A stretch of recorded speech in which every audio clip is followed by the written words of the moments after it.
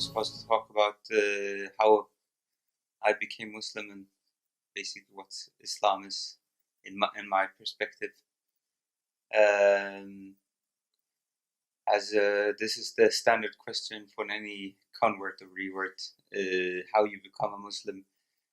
It's not very hard for me to tell my story, but I think it's important to get the full view, that I don't just tell my story. Because I think this is true for most converts, at least the ones that are sincere in their conversion. I mean, the people who convert because they need to convert to get married, the people who convert because they're lonely or whatnot, and they find someone which is a good friend to them, who happen to be Muslim, and they become Muslim kind of through those ways. Most of the time, these are not sincere in their conversion. They haven't studied, they haven't read up, they don't try to become Muslims. Sincerely, they become out of Muslims out of social contexts. Sometimes this leads to something good, but most of the time, it's my view that they don't actually truly accept Islam, and they don't really. It's not because they're evil people; it's because they don't understand the concept. So I mean, even though it might sound that I'm calling them munafiq, I'm not actually. I'm trying to say that they have not grasped the concept because they haven't studied. And for me, I have a bit of a social context, obviously, because I think everyone has that to some one way or another. But the question is what you do with that. And what it was for me, I'm brought up in Sweden, in a very posh area in Sweden, in Stockholm, which is probably the third richest borough in entire Sweden. So it's a very, wealthy people who lives there. It's not only wealthy people, but mainly. I've never associated myself with those type of people because they have a certain way and a manner which is not suitable for most people. And I have a friend there who was actually a bit misplaced. Alhamdulillah, I have to say, because he did not fit in, not at all. It was an Afghan family who were Muslim, and he was the only immigrant for I don't know how many kilometers. I mean, it was really, really misplaced. And also growing up in our schools we went to, I think he was the only immigrant in the entire school. I can't remember any other immigrant. But this also made him like interesting. Like for us who was his classmates, we came to know him, and it made him like interesting in that sense that he did not do things which we did. It was funny but it's actually through this friend, and we became very good friends for some reason. I think it's actually the will of God that we're supposed to be friends. That I started to understand and learn and know about Islam. It was very weird because as a friend, when we were young, it wasn't like the ideal friend, but yet we kept on being friends. It wasn't like I was a best friend to him as well. Like I wasn't always a good friend. But it was something that made us still be like stick together and continue being friends. So and also it was his family. I can't say that it was particular something I could really say that they didn't try to preach Islam. They didn't try to force us to read or anything.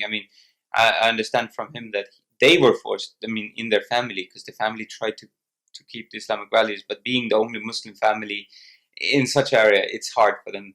and you could really see that. I mean, later on, you could see that the mother was really struggling to keep their children's. I mean, Islamic and Muslim, and yet, yeah, very hard. And as we grew up, we started like doing all what kids do. I mean, in my area where I grew up, there was a lot of villas. So people had big houses with a lot of big gardens and a lot of fruit trees. So we started doing like those things which people do, like stealing from people's garden. I mean, stealing fruit. It's not considered stealing, although in our culture, but it's still stealing because it's their right, and especially Islamically, it's. I mean, even though they might not want to use the fruit, you have to ask for permission, of course. And then, I mean, progressively, we became worse. Not worse in the culture, seeing like we didn't actually do any severe stealing or anything like that. But I mean, Islamically, it became worse. But this made it interesting for me to try to see what is Islam, what is this, and this is my social aspect. I have a friend, he's Muslim, and then I try to, and then I, because I'm his friend, I become drawn to it, and I become interested in it. Although he tried to identify himself with Islam, and when we're at this age, he always tried to get his point through. He tried to argue for his sake, although he didn't have that much information about it. I mean, he would try to argue on the basis of God. It should be said that most Swedish people do not believe in God, and I mean, this is quite. I have a hard time, and most people in Sweden have a hard time considering the Swedish general population is Ahl Kitab, because it's almost impossible to do, because most of them actually reject God. Also, during this, between 16 and 18 years old, we started having these debates and these discussions and these things, which also led me to start to think about these issues of, well, is there a creator? Is there a God? I mean, and what's the purpose? I mean, and because these issues, they can't be changed over a day. You don't certainly say, yes, this is true, God exists and whatnot, and I'm going to be a Muslim. No, because an idea has to be planted, and the person who takes it, he has to fertilize it himself and like make it grow through research, and investigation to see if actually this is true. But anywho, so when we were discussing things, me and my friend at this age, he was, because this was his identity, he kind of, when he wanted to argue for the sake of Islam and argue for the sake of God, and that yeah, God exists, but he didn't want anyone to be like him, because this was what made him different from us. Putting it in that way, it makes sense. I mean, it's a human trait, especially if you're brought up in this way, that this is what separates you from these other people. Now, if these other people become like, well, you have nothing that makes you become, yeah, you don't even become one of the crowd. You become dissolved. So this is where the ego and basically shaitan comes in and really manipulates people. Especially when you're young, you don't have any defense against this, because you don't have the experience. And what also happens here is that, so I tried to sit and discuss, and I said to him, actually, because he went to this Quran schools, and he said, well, can you take me so I can ask your teacher something? Because he said, my teacher, he knows a lot. He knows, like, every time he didn't know anything, he said, well, my teacher knows. He knows a lot. And I said, well, can I speak with him? And he kind of like made me not want to go go meet him. And maybe it was intentional, maybe it was unintentional. I think it's a combination of both. I mean, he didn't really know himself how to handle such a situation. So a few years actually went by with a lot of normal Scandinavian behavior, if we can call it that. It's yeah. And the funny thing is that my friend was actually in on this. I know it's not nice to tell of other people's bad behaviors. But I think it's important for the story. And my friend was in over all this, going to clubs, going to parties, and this and that. But yet again, we still had these discussions. I mean, he didn't see as he knew was doing something wrong, but he didn't see it as being wrong in the same. I mean, as a sin. He thought I shouldn't do this, but it's not haram. He basically saw it on the level of makruh. It's better if I don't.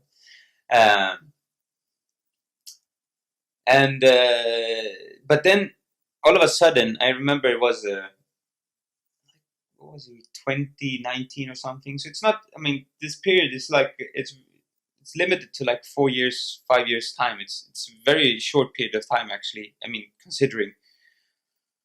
Then he started to change. I mean, he said that, well, I'm gonna stop cursing. And I'm like, what? Why would you stop cursing? I said, yeah, well, look, my religion says I shouldn't curse. I'm gonna stop cursing.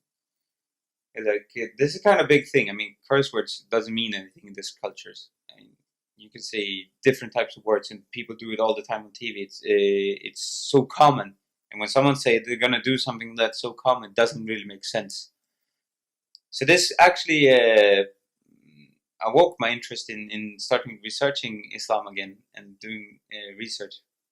But then I had other things in my life which actually came up and blocked this, like new people which had come into my life, which we had come to know through these parties and other social events, which actually were anti-Islam, although they themselves had their roots in Islamic cultures.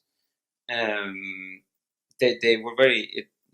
Now I'm not talking about Iranians, although I mean many think that this is the case. Many Muslims would draw this association when living in the West, that it would be this Shia Iranians who live here in the Scandinavian countries. No, actually, it was none of those type of groups, but still people from Islamic roots which were against Muslims and Muslim behaviors. So my friend and I, we were, although my friend now, when he had reached to these conclusions that he should stop cursing and stop doing these things, he had gained some knowledge, some information that actually the life he was living wasn't good enough.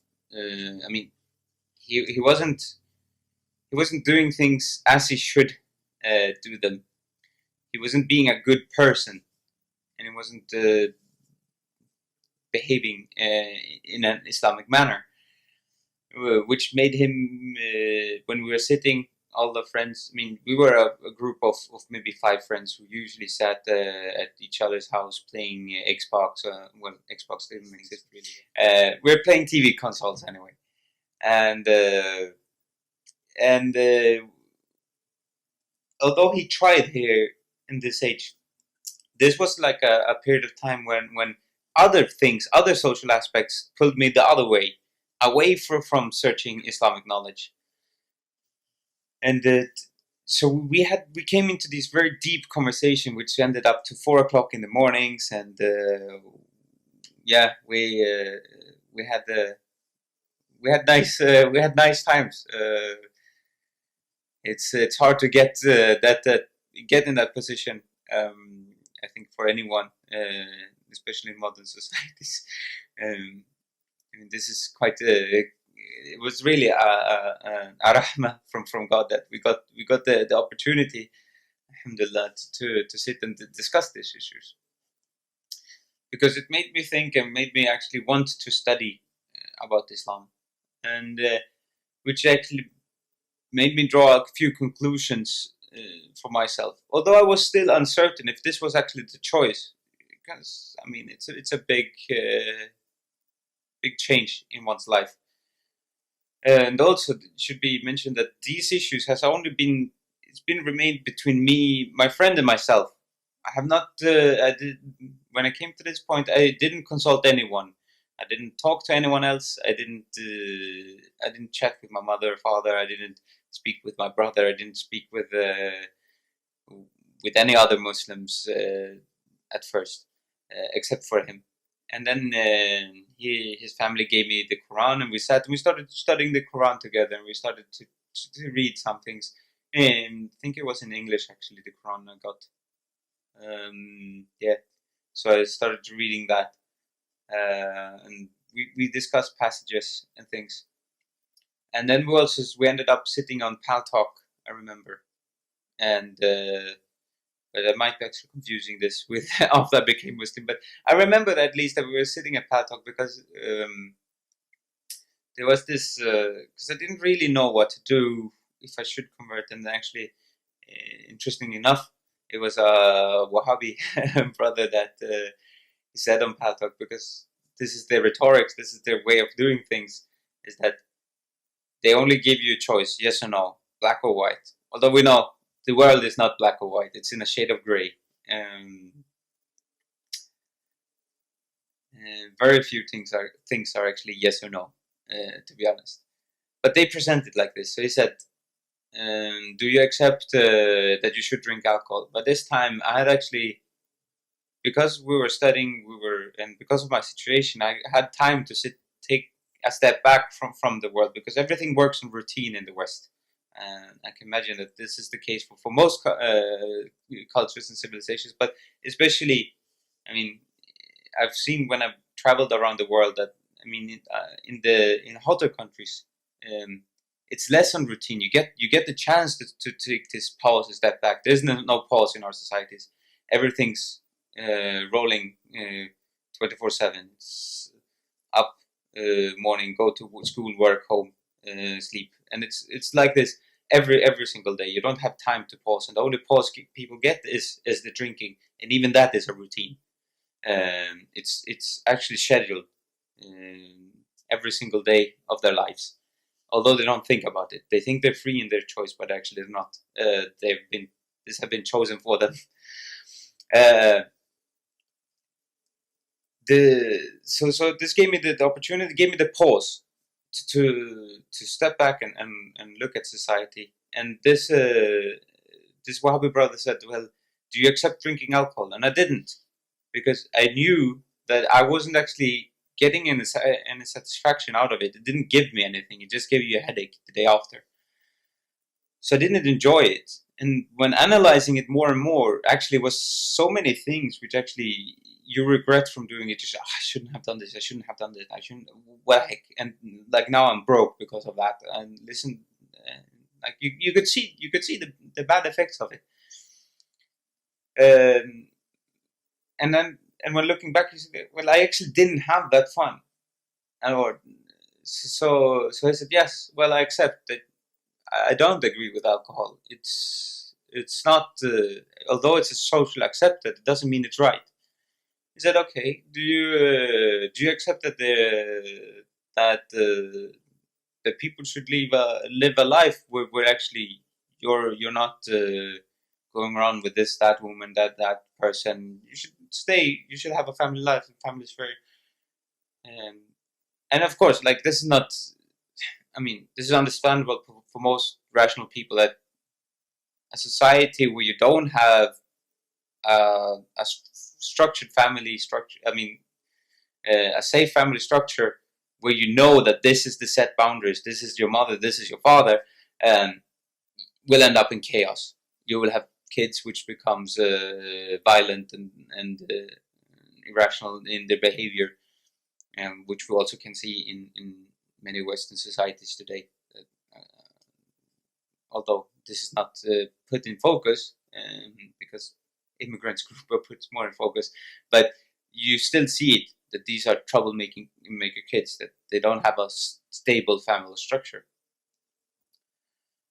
So I said yes to this as well. And I said, well, okay, so you accept these basic fundamentals in Islamic social life, but do you accept God? I said, yes, I accept that there is a God and He has a plan. I said, but if you accept all this, basically you're already Muslim. You accept that our way of life, you accept our method of thinking, then you're already Muslim. this was kind of scary for my perspective. But I've never considered myself being Muslim, and didn't consider myself in that from that point of view either.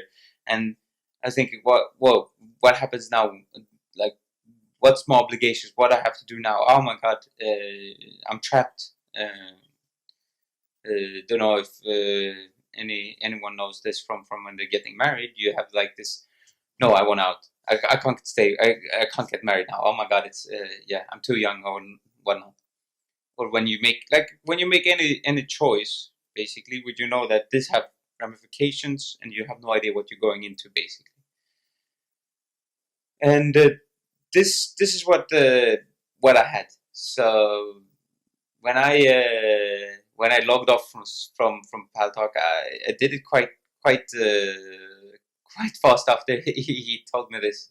It was very very short. Shortly after, at least. Then I had this. I didn't know what to do. I mean, a person in it. I was 19, 20. I think I was going to be 20 that year. Or yeah, well, this is kind of fuzzy for me because this was not relevant my age in my mind. But between 20, yeah, in my 20s, like 1920s, 21, somewhere there.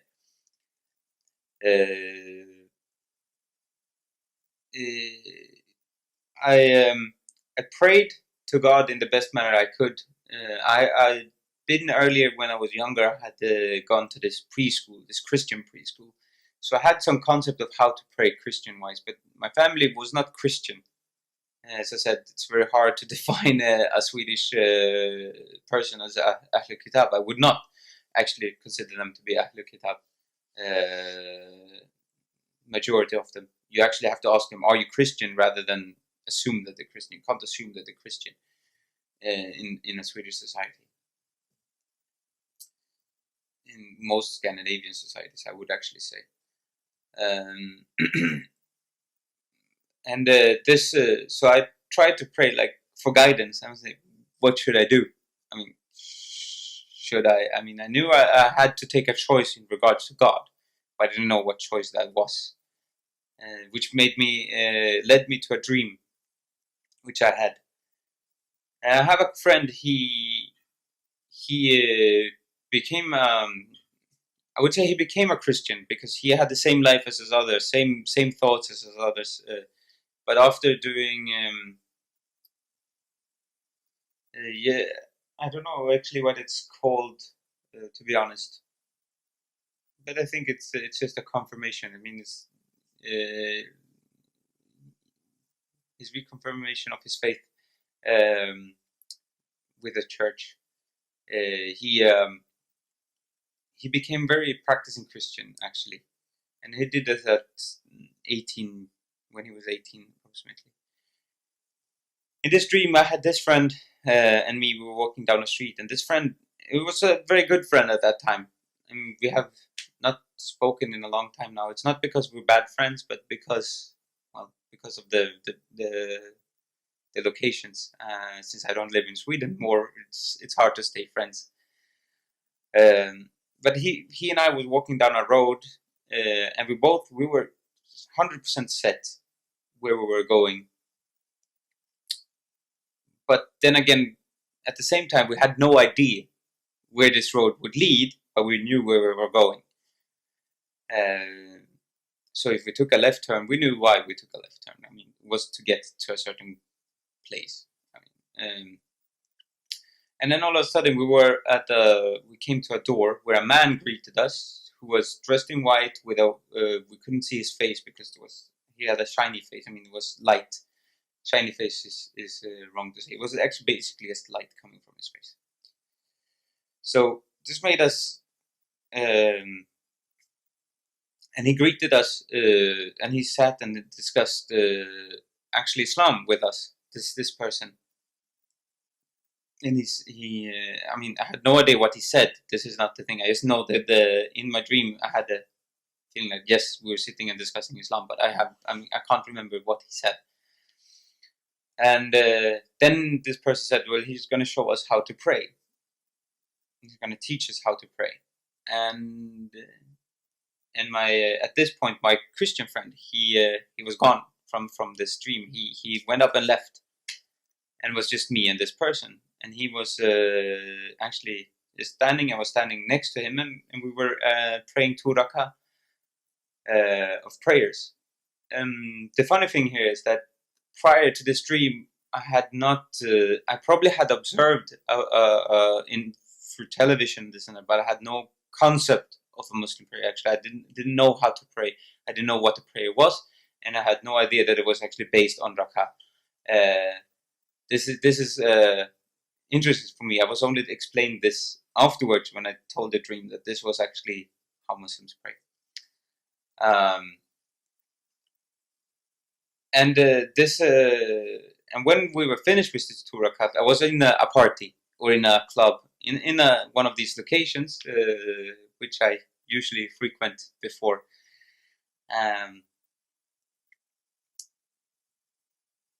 And in this place, there was these things given. I mean, it was alcohol. There was, for some reason, there was pork dishes. And which is not common to a party, but I mean, it was all these things which was not permissible for Muslims. This I had come to know through my studies of Islam, and it's like saying that, well, alcohol is not permissible because of this and that reason. Eating pork is not permissible, but that is kind of common knowledge for everyone that Muslims don't eat pork. And also the like. All these things that are not permissible, but occurs basically in society and in these parties, they were offered to me.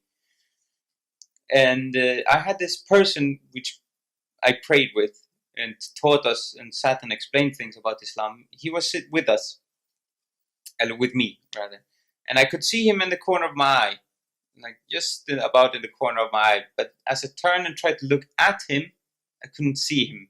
He just kept out of my reach, out of my corner of my eye. But I could feel him. I could feel his that he was observing me, seeing what I was doing.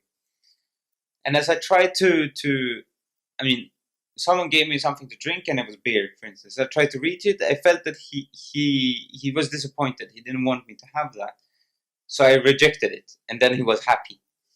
And then as I rejected things, they tried more and more frequently to give me these things. And I rejected it. It became harder to say no. So at the end of it, I chose to leave from the place completely. And I said, well, no, I'm going to leave. And then I felt that this was a strong happiness. I mean, he was really, really happy that I left. And this, I don't know if you know this, but there's this feeling of joy. I mean, when you're a kid, you have it a lot, especially when school's out for the summer. This is a happy feeling. You just know that you're gonna have so much fun, and like you can't wait. It's like it's almost like your heart beats extra fast and skips a beat or something. And this is the feeling I got from him. And I had this feeling when I woke up. I said, like, I prayed before I went to sleep for a sign. If this is not a sign, I don't know what is. So the next day I called my friend and I told him about this dream, and I said, and I went and I had said the Shahada. As I see, but in my point, many people take it like this dream. It's what made me convert. When I spoke to many people, they said that this is the thing which made me convert. But no, actually, this dream is not what made me. This is like taking an istikhara, and the istikhara is very, very good. This like this is what I see it. God gives me I ask for an istikhara in my own way, and I get it in this form. Since I didn't know at that time what that would be. And asking a Muslim to take an istikhara if you should become a Muslim, not they say, why do you need to take istikhara? This is, of course, it's good. But anyway, but actually this dream and me converting this, it was just to say that it is good for you, and this dream is to confirm that for me. What led, I mean, the studies and the discussions with my friend led up to this point, which actually made me say, okay, fine. And amazingly enough, it's actually this Wahhabi brother has also something, although I don't agree with his ideology, he had he was actually in over the whole discussion, although I completely forgotten even his pal talk name, so I have no idea who the person is. May Allah reward him for his for his efforts, inshallah. But he, but this is when my life changes a lot, in the sense that it doesn't change so much in what I do, but it changes how I do it, so to speak, and how to approach things. I mean, in my life when I'm doing certain things, I still go to these amusement parks. I still go out swimming with my friends, because I mean, living in such a rich area, which I do, obviously you have nature, which you don't have in other areas. Especially in Sweden, it's suchly loose. Dense, I mean, it's not the dense population in Sweden, so we have lots of nature in which we can go. We can go and swim in peace. We can be left alone. I mean, I remember an area which was really popular in my area to go swimming. We could still go there in the middle of the day. We could swim there for the entire day without seeing a single soul, and it was a popular place. It says a lot about how little people actually there is in Sweden. And this was in Stockholm, so it's not like it's a small town somewhere in the countryside. It's the largest city in Sweden. Alhamdulillah, I'm happy for that. But so we still did these things. The only difference is that how we approached things. I mean, we approached things with the mindset of God, and we approached things with like with remembering, like, yeah, well, it's time for Dhuhr. We should go pray. And it wasn't like you have to pray. It was like, oh, it's time for Dhuhr. Let's pray. It's more of like people like now when I speak with my coworkers, they say, well, do you have to pray 5 times a day? Well, I don't say no. I don't have to pray 5 times a day. I want to pray 5 times a day. It is different. Like, yes, it is an obligation, but it's not the obligation as such that you say, well, I have to pray. Not if you study Islam the way I did, and many of my friends, which have come to the conclusion as I have, they don't. I mean, I don't hear them complaining. I mean, of course, it can be hard and you can be really tired from waking up to Fajr. But it's not the same thing as saying that, oh, do I have to get up really? This is not how I see it, and this is not how many of the people I speak with see Islam and our obligations. It's also like the people say, well, you can't drink, so you're forbidden from drinking. Well, yes, I am forbidden from drinking, but I don't see it as a prohibition as such. It's not like the law from downloading movies or something. I'm not forbidden in that sense, although I am, but I don't see it that way. It's like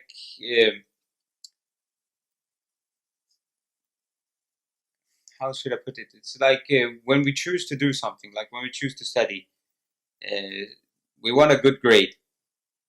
It is, I mean, if you want a good grade and you know that you have an exam in 2 months, 1 month, you don't have to sit and study every single day. It's kind of prerequisite that you have to study every day, otherwise you won't get a good grade.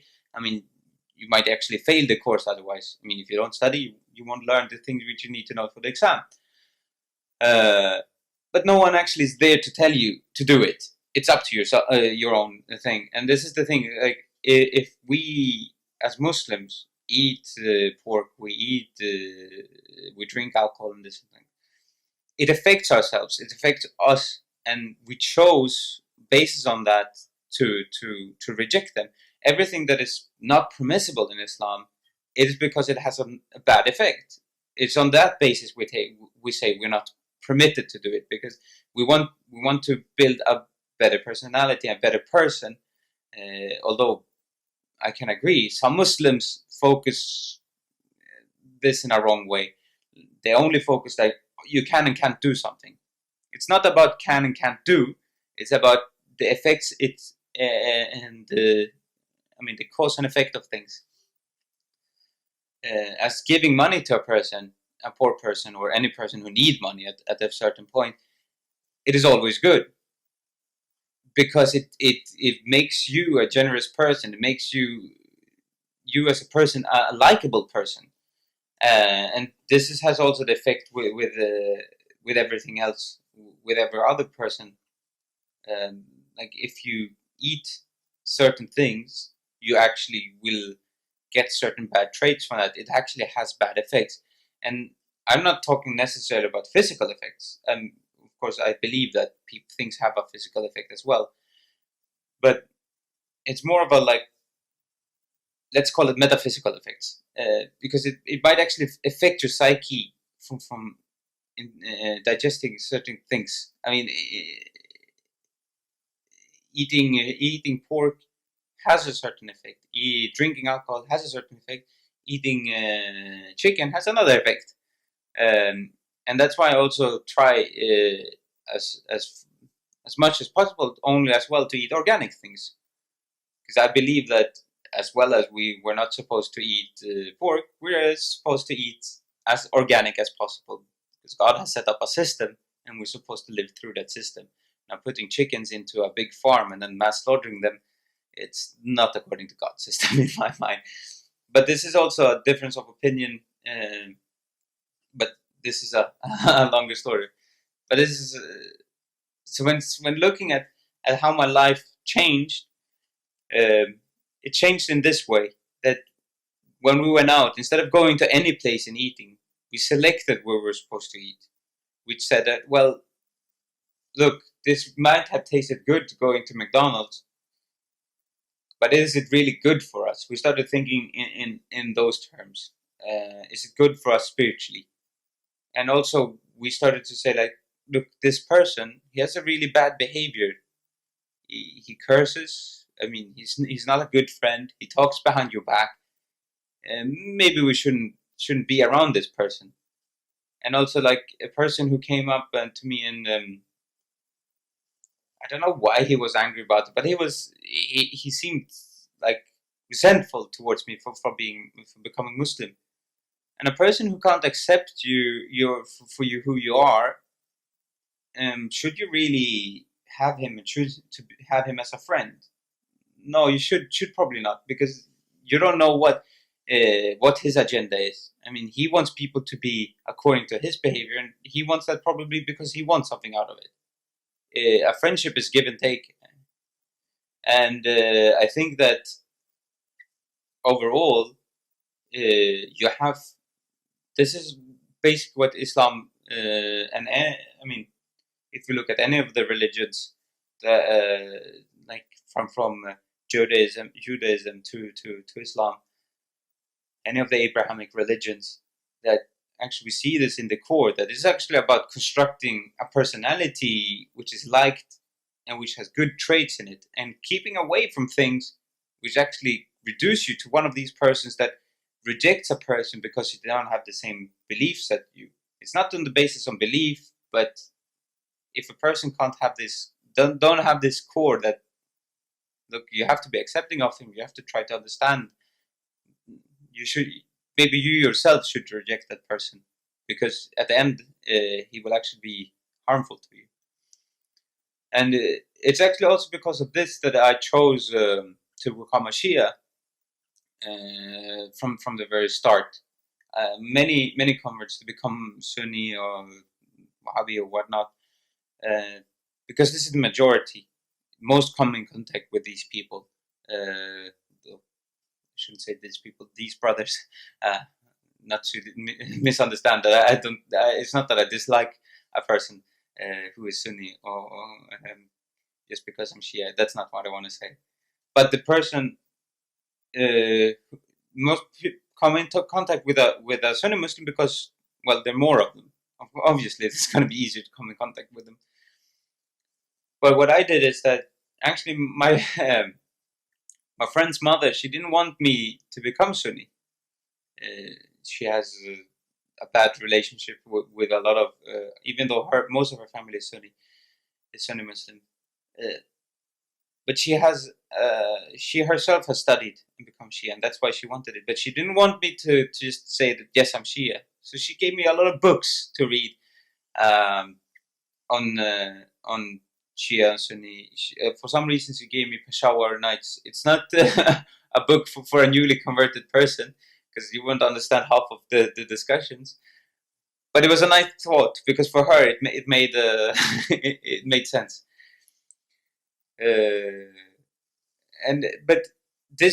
But what I came to, the conclusion which I could draw, which I could see, which is actually confirmed and affirmed time and time again through my studies, is that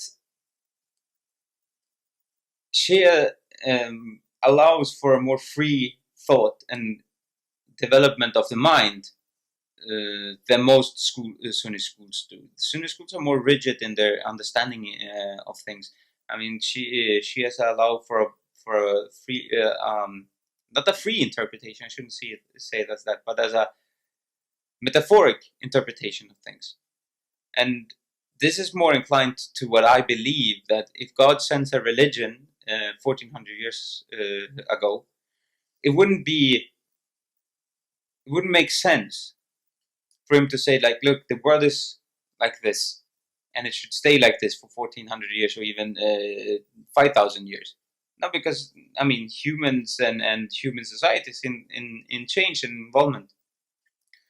And that's why God gives us a set of references and principles on which we base our society. And in that sense, God makes a box, if you want to call it, within these frames of reference. God gives us free reigns. You can do whatever you want. You just please keep within these frames. It shouldn't be too hard for you. I mean, it's quite loose frames in many terms, and it's for your own good. It's not like I do it because I really want to control your life. I want to see that you do it. It's for your own good. I do this for your sake. And also, it's quite interesting, because I read a lot of these I don't know what to call them, self-help books. Maybe they're called. I mean, these. It's not get rich in 20 days books, but this how to improve your life, how to become more structured in your life, and this and that. And many of these people actually uses these examples, which can be found in the Quran and in the book, that actually you need a certain set of principles in order to become successful in your life, and these principles are actually given already in the Quran. And these principles is something which is known to us. I mean, it is said that in the Quran, it says that this is nothing but a reminder for the people. And I believe this, because even when I hadn't read the Quran, many of these things which were said in the Quran made sense to me. I said, yes, I agree on this. How come that I can agree on something when I haven't even read the Quran? It's because it's in our nature. It's a part of us. We choose to dull it down and remove it and ignore these things throughout our lives, because our society thinks we shouldn't focus on them. But naturally, I mean, from birth, I believe that we still have them, and contemplating on them, we still see that it makes sense for us, because the Quran is not a tool of enforcing law. It's a tool of reminding us what the truth is, and actually how to behave in our lives. what I would say is that I have a few wishes for Muslims and Muslim society, and something I want to do. Some things just on a personal level, like every Muslim I think want to do Hajj. They want to visit all the shrines of the Masumin, well, at least for the Shia, uh, because of their representation, what they represent. Although I'd love to do it in my own way and not in the way that's done. I mean, I've been to some of the shrines, and there's so many people, so packed, that it's hard actually to visit them. It would be nice to just visit them, but maybe in paradise, inshallah. um, but on another level, something I'd like to achieve within the society is to change the view of Muslims, um, because Muslims aren't dangerous, and we should also accept that many of the people we see in TV or presented as Muslim as being criminals and this and that, we have to ask ourselves: are they really Muslims? Because they're at the point we have to start questioning. I know this is a bit of a Khawarij, an old ideology which was rejected early on in the start of the Islamic, well, the formation of Islam. But the, we have to at some point ask ourselves: when is a person a Muslim? I mean, if you can't keep within this frame set which God has given us, are you really? I mean, do you really believe in God? Do you really accept this?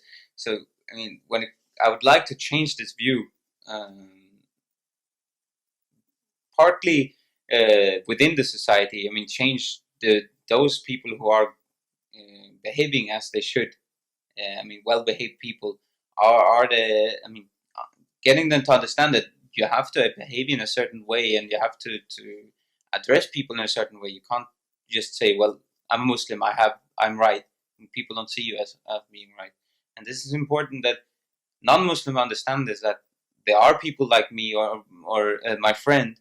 He wasn't a good Muslim, but yet he was a good person. And to give them a chance to speak with them, um, because I mean, if you don't keep an open mind in your life and in society, you will not you will not have any success in your life. You might earn a bit of money, but you won't be happy. You won't be successful. And even if you earn money, you will gain more. And this is your goal in your life. Just if you keep an open mind with people, you will see that you will gain more success. You will get more of it. And just keep an open mind to Muslims. Of course, if it's a bad person, it's a bad person. I don't say to keep an open mind for bad people. Bad people are bad people. You can't change everyone, but the ones who are good, don't reject them on the basis of the bad.